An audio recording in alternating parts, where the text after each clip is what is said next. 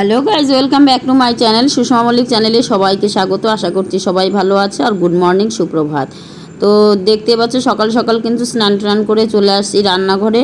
তো এসেই মানে ভাতটা করেছিল মেয়ে, আর এসে আমি রান্নাটা করব মাছগুলো কালকের ছিল, ওর জন্য একটু ভেজে নিয়েছিলাম। ভেজে নিয়ে আজকে মাছের ঝোল করেছি, আর হচ্ছে গিয়ে আর একটা ভাজি করেছি, ভেন্ডি ভাজি। যাই হোক, বেশি কিছু রান্না ছিল না।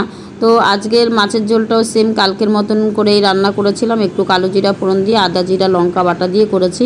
আর তারপরে একটু চা করে নিয়েছি, কারণ চাটা লাস্টে করি, কারণ আমার হাজব্যান্ড ওর রেডি হতে একটু লেট হয়। তো এর জন্য হচ্ছে আগে চা করলে ঠান্ডা হয়ে যায়, আমিও স্নান টান করে আসি। তো এর জন্য হচ্ছে চা কিন্তু একটু দেখবে, আমরা কিন্তু আগে চা বানাই না, চাটা একটু লাস্টের দিকেই হয়। তো তারপরে একটু চা বানিয়ে নিয়েছি। আর তিনজন ছিলাম দেখে তিনজনের চা, আর মিষ্টি চলে আসছে, এর জন্য মিষ্টির জন্য একটু দুধ গরম করে নিয়েছি, আর সাথে নিয়েছি বিস্কুট। আর তারপরে হচ্ছে গিয়ে খাওয়া দাওয়া করে দেখো একটু ফ্রেশ হয়েই তোমাদের সাথে এসেছিলাম।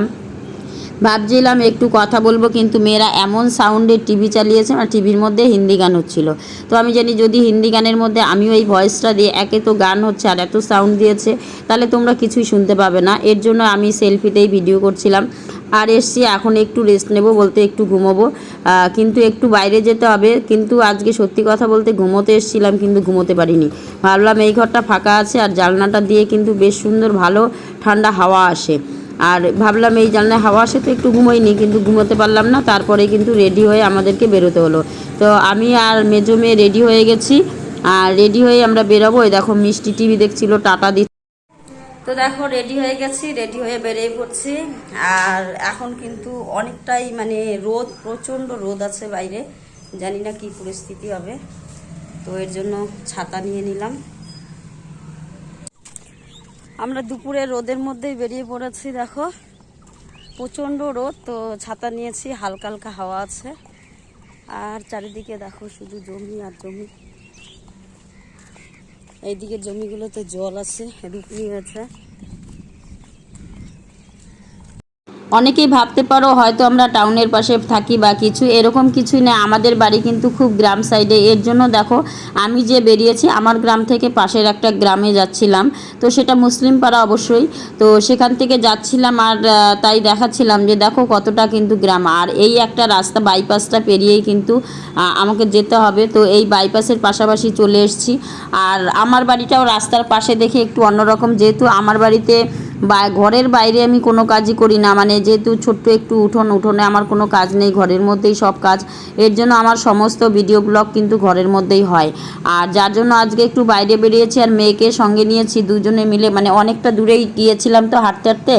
তো একটা দলের বাড়িতে, মানে আমি যে প্রফেশনে কাজ করি সেখানে, মানে একটা দিদির বাড়িতে যেতে হবে, সেখানে একটা মিটিং করব দেখেই কিন্তু এই রাস্তা দিয়ে আসছিলাম। আর এই রাস্তাটা সত্যি খুব সুন্দর, এই যে বাইপাসের ধার ধরে গিয়েছিলাম। আর এখানে কিন্তু অনেক চা বাগানও আছে, তোমাদেরকে দেখাবো। আর জায়গাটা কিন্তু খুব সুন্দর। তো এর জন্যই হচ্ছে দেখো এই যে বাইপাসটা পার করেই আমরা চলে এসেছি, আর এই দিদির বাড়ি গিয়ে মিটিং করব। আর যেহেতু বললাম না, গ্রামের পরিবেশ দেখতে কিন্তু বেশ ভালোই লাগে। আজকে তোমাদের সেইগুলোই আমি দেখাবো। আর ওই দিদিটার বাড়িতে এই যে চলে এসেছি। আর এখানে কিন্তু অনেকগুলো দিদি একসঙ্গেই মিটিং করব। কয়েকজন আগে এসছে, পরে এরা সবাই চলে এসছে। তো সেই ভয়েসগুলো দিলাম না, কারণ একটা মিটিং, আর মিটিংয়ে কী কী আলোচনা। যাই হোক, এখানে দেখো সব দিদিদেরকে নিয়েই বসছিলাম, কেউ নিচে বসতে রাজি হয়নি দেখে সবাই এইভাবে করলে গোল করে আমরা উপরে বসে মিটিংটা করেছি। আর চারিদিকে দেখো সূর্যের যে আলোগুলো পড়েছে দেখে ভিডিওটা এমন লাগছে দেখতে। আমার কাজই হচ্ছে কিন্তু এই দিদিদের সাথে গল্প, মানে প্রত্যেকটা জায়গা করে চলে আসছি। এইখানে জায়গাটা কে কে বলতে পারবে আমি কোথায় এসেছি, জায়গাটার নাম বলবো না। জায়গাটা দেখো, চিনতে পারছো কি না, তোমাদেরকে চারিদিকের ভিউটা দেখাচ্ছি। এই দেখো চা বাগান, আর চা বাগানগুলো দেখতে কিন্তু সেই লাগছে। পাশ দিয়ে চলে গেছে একটা পাকা রাস্তা। জায়গাটা কিন্তু খুব সুন্দর। এখন নির্জন, বেশি লোকজন নেই, কারণ কেবল সবে বেলাটা পড়েছে। তোমাদেরকে আর একবার ভালো করে একটু দেখিয়ে দিলাম। বাগানটা কিন্তু খুব সুন্দর। আর সেলফি ক্যামেরায় একটু কেমন সাদা সাদা লাগছিল দেখতে, এর জন্য দেখো আমি ব্যাক ক্যামেরায় তোমাদেরকে দেখালাম এত সুন্দর। আর আমি এই বাগানের ভিতরে ঢুকে কয়েকটা ফটো তুলেছি, এর জন্য একটু ভিডিও করা হয়েছে।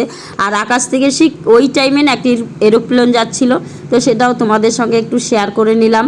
আর অনেকেই হয়তো জায়গাটা বলতে পারবে কোন জায়গায়, তো একটু বলো দেখি, কমেন্টস করে জানিও যে এটা কোন জায়গায় আমরা এসেছি।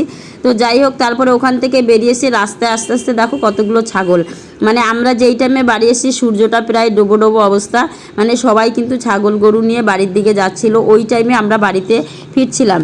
রাস্তায় আস্তে আস্তে আরও সামনে অনেকগুলো ছাগল, আর এইগুলোর দৃশ্য না দেখতে সত্যি খুব ভালো লাগে। এই যে ছাগল টাগল নিয়ে সবাই বাড়িতে যায় ছাগল গরু নিয়ে, আর ঠিক সন্ধ্যা হবে হবে। তো তারপরেই চলে এসেছি বাড়িতে।